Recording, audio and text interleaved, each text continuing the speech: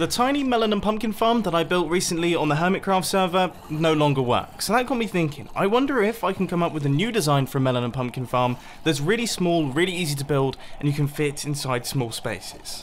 Now it turns out the melon and pumpkin stalks have actually been changed a little bit in Minecraft 1.13, and they actually give a block update when a melon or pumpkin grows. As you can see, when I removed that melon, it actually detected it, and we got ourselves a redstone output, and then eventually when a new melon grows, you can see that the observer detects that, and it gives a redstone output, which means that we can convert this into a farm really easily. So this is design number 1. We have observers running into the stems, which run out into redstone lines, which power all of our pistons, and if we set the random tick speed to something like 300, you can see that it will kick into action, and the pistons will start breaking off our melons and pumpkins. Now obviously there is going to be a certain level of lossage here, because we're dealing with pistons breaking things, they always make a mess of it, but for the most part, all of the items are landing in the water streams and making their way into the chest.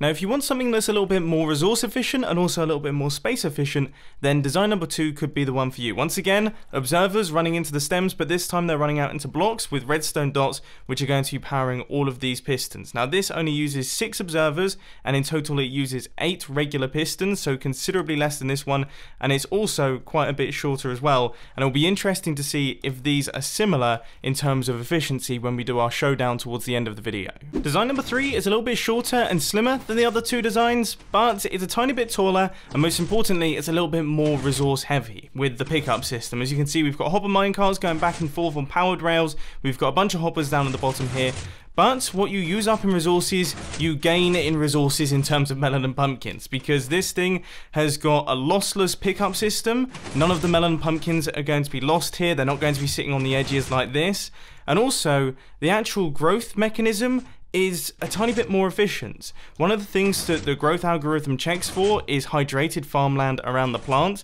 and these plants have more hydrated farmland around them than the ones over here do. In fact, these have 0, so that's going to knock the efficiency.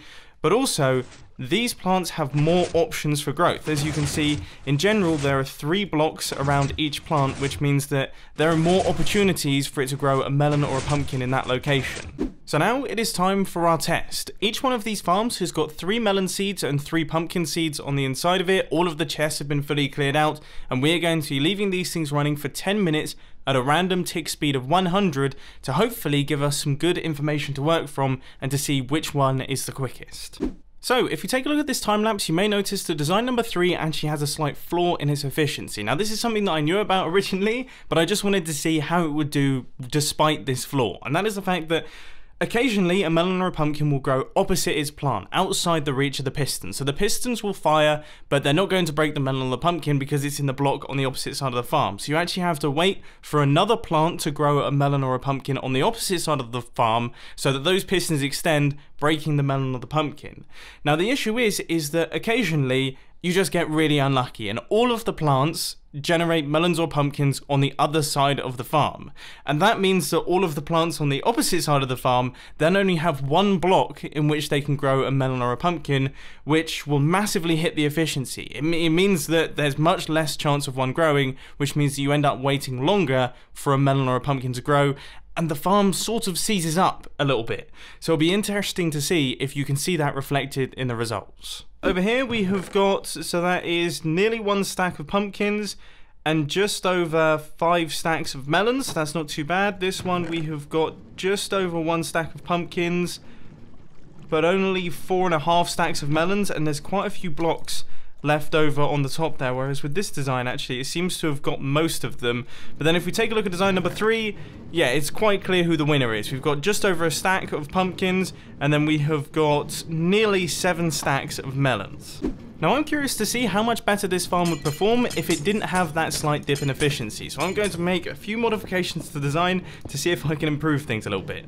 Now I feel like this is a good time to mention that originally when I was coming up for concepts with this video, I was going to place an observer on top of our plant like this with a redstone dot there that would detect any pumpkins from growing, and in my head this was perfect, but actually the reason that my farm doesn't work on the Hermitcraft server is because I have a block on top of our pumpkin or melon plant which actually prevents it from growing pumpkins or melons, which makes it, yeah, quite useless. So we end up with this. which is a slightly less elegant solution, which is just redstone running up from the observers, which is then running into a redstone power line, which is going to be powering all of our pistons facing downwards. Now, the interesting thing about this design is that it's freed up more space for farmland, which, as I mentioned earlier on, hydrated farmland is a factor in the growth algorithm of melons and pumpkins. This little plant right here checks for how many hydrated farmland are around it, and we've actually just doubled the quantity of hydrated farmland surrounding each one of our melon and pumpkin plants, which means that we could see a substantial increase in efficiency, but there is now spots for melons and pumpkins to land, so it's no longer going to be lossless. So I'm going to create another design which doesn't have that extra farmland, but is genuinely lossless, and we'll see which one is better. This is going to be a fun video. So, here they both are. On the right, we have got a slightly modified version of the original design number 3, but the redstone wraps right the way around, so wherever a melon or pumpkin grows, it's going to power the pistons, and they're all going to extend. And then on this side, we have a design that kind of works in a similar way, but as I mentioned, they drop down, which means we have more farmland, but there is a chance that we're going to lose drops. So, let's see them both working. Okay, so you can see that that is kicking in, and this one over here is also kicking in. I mean, make your guesses down in the comment section. Let's start the testing. I have absolutely no idea who's going to win this one. I don't know if I'm going crazy here, but I feel like the design on the left is firing more frequently. But clearly there are melons and pumpkins sitting on that farmland, so the farmland could be being a help but also a hindrance. It's so difficult to tell at this point in time. If I were a betting man, I definitely wouldn't be betting on this one because it's impossible to tell. So I'm very interested to see the results here. But at this point in the video, I feel like it's worth mentioning that if you are looking to build bigger melon and pumpkin farms, then, well, I guess this video sort of isn't for you. I'll put links to much larger designs down in the description. The idea behind this video is that we're creating simple and relatively quick melon and pumpkin farms that you can build easily in survival mode in fairly small spaces. And the reason that we're doing all this testing is I want to see if I can make the most out of that space so that we can get as much resources as possible.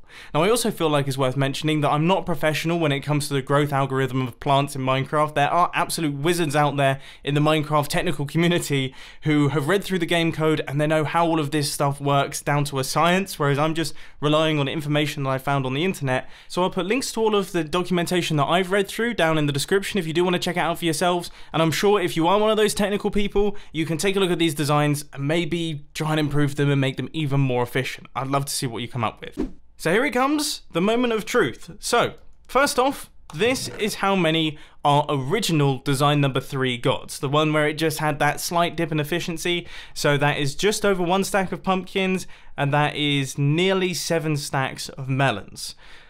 Okay. I would say we take a look at this one first, because this is just a simple addition of a few bits of redstone here, and it has definitely improved things. So we have nearly 2 stacks of pumpkins, and we also have, I mean, that's 1, 2, 3, 4, 5, 6, 7, nearly 8 stacks of melons. So that's quite a significant improvement. That's looking good. Now here comes the interesting bit. So that's that. They're not far apart, but this one has done worse. So clearly, the items that are being dropped off on the sides, I mean, you can see it. You can see. In my opinion, there are 2 winners here. This one is the first one for being relatively efficient for its size and its resource usage. All we have is the observer running into a block with redstone dust on either side and then the pistons, and that's simply pushing the melon or the pumpkin into a water stream. It's about as simple as things can get when it comes to melon and pumpkin farms.